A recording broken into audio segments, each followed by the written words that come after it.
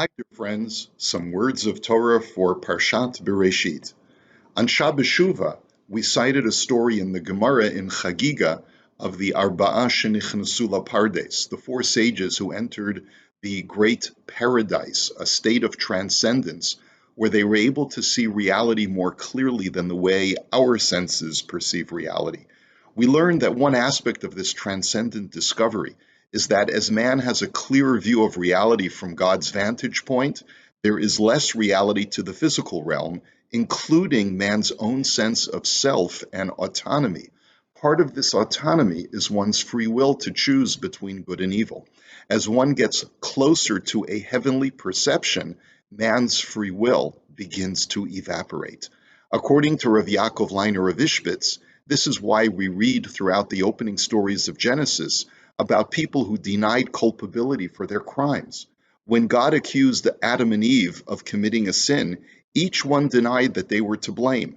Adam said it wasn't his fault, since the woman that God had provided for him had fed him the fruit. Eve said it wasn't her fault, since the serpent had convinced her to do it. Early man, this brand new creation, perceived himself as a direct product of Hashem and had a much closer view of reality as it appears to God, that man has no real autonomy. This is why Adam and Eve denied responsibility, because they didn't yet perceive themselves as beings of free will, but rather as passive participants, puppets on a string, if you will, under God's orchestration. There appears to be a progression in the stories of early man denying blame. We see three separate episodes in our Parsha of where man is accused of committing cardinal sins and denying responsibility. The first is the sin in the garden of Adam and Eve. The second is Cain's murder of Abel. And the third is about a minor biblical figure, Lamech, who also committed a form of homicide, as we'll explain. I believe that these three stories provide us with a map of how man slowly learned to take responsibility for his actions and see himself as a free-willed being. In the first story, Adam couldn't fathom how he was to blame if the very being that Hashem had provided for him was goading him to eat the fruit. Hashem's lesson to Adam was something that every child knows to be true. If your wife told you to jump off a bridge, would you do it? Lesson number one for early man is that no one in your life other than yourself can compel you to do something that you know to be wrong. In the second story, Cain claims to be blameless because he committed an act of passion.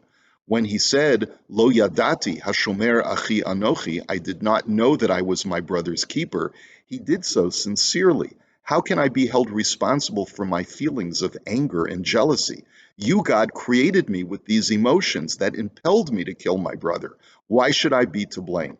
Lesson number two for early man is that no matter how impassioned you feel by your emotions, no matter how tumultuous your state of mind, you may not impinge on someone else's well-being. You are ultimately in control, no matter how upset you become. The third story is much more subtle. Firstly, the Torah never indicates what Lamech's crime was. All we know from the text is that his two wives, Adah and Silah, were not happy with him, and that he had to argue in his own defense that he wasn't to blame. Secondly, we never find, as we do with Adam and Cain, that God reproached him for his behavior. I'm fascinated by the approach of the Ramban, although there are midrashic interpretations as well. But the Ramban maintains that Lamech actually killed no one. Rather, Lamech was a very wise and inventive person, and as the text tells us, he taught each of his three sons a different skill. He taught his first son, Yaval, the skill of migrant grazing of livestock. He taught his second son, Yuval, the art of music. He taught his third son, Tuval Cain, the science of metallurgy, which included not only the manufacture of useful farming tools, but also the manufacture of weapons. Lamech's wives were upset with him because through his introduction of weapon making, he was bringing great death and destruction to the world through warfare that would inevitably ensue. Lamech responded to his wives that he was not to blame for any bloodshed that would be caused by his weapons. He had killed no one, but was only providing tools of violence to others. He reasoned, look at Cain, who was able to kill his brother without weapons. Surely Cain was guilty. But how could teaching one's son how to manufacture weapons be compared to Cain's act of murder? The truth is, Lamech's argument continues to be debated in modern society. As the saying goes among gun enthusiasts, guns don't kill people, people kill people. When used responsibly, guns can even deter violence. Perhaps this is the very reason why the Torah leaves the story open-ended and unresolved. God doesn't take an open position in the debate between Lamech and his wives, nor do we note that Lamech suffered any consequences, at least not directly, for his actions. But one thing is clear: the great violence that began to brew within early human society, as recorded at the end of our Parsha and the beginning of Parshat Noach, could not have reached such a crescendo without the introduction of weapons that allowed people to kill each other with much greater efficiency. The fact that the Torah records the story indicates that there is some level of liability placed on Lamech and the weapon maker or dealer. Granted, the gun maker didn't pull the trigger, but when society as a whole proliferates weapons widely and idealizes their use, mankind is doomed to go through iterations of violence. The individual should learn from the story that one would be much better off becoming a shepherd or a musician than an arms manufacturer. This story is part of the progression in human beings learning to take responsibility for their behavior.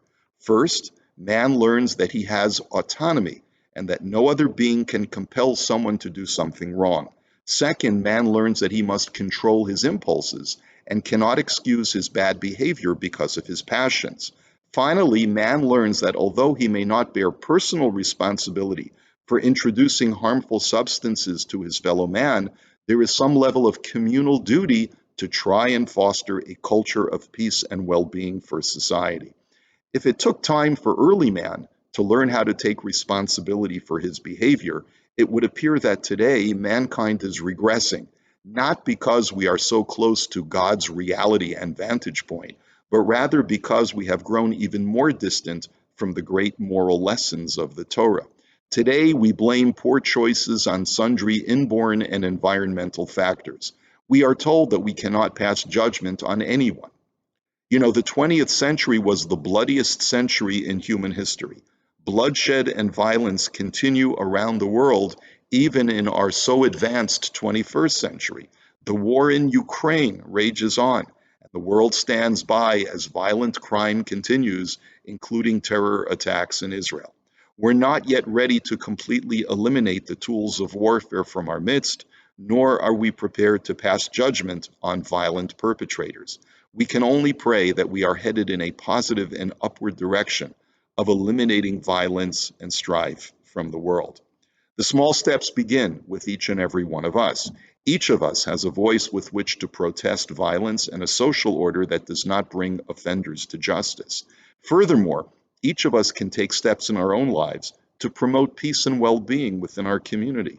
Strife begets violence. But even before it comes to that, we can remind ourselves that we all have the free will to either bear malice or bear friendship to our fellow man. If there is strife between myself and another, I can at least take responsibility for my own contribution to the rift and do what I can to repair the relationship. While free will may be an illusion from God's standpoint, it is quite real in this artificial construct that we call life. And it is the cornerstone of every precept that was given to us by God in the Torah. It is why the Torah teaches us about free will so early on in the Torah. Hashem wants us to live within this construct of free will and exercise control over our lives, our emotions, and the actions we perform. And so, dear friends, may we choose wisely so that this is the year when war finally comes to an end and we usher in the redemption. May we see it, dear friends, b'mehera b'yameinu, amen. Here's wishing you a beautiful Shabbos, Shabbat Bereishit, the first Shabbos of our new Torah reading. All the best.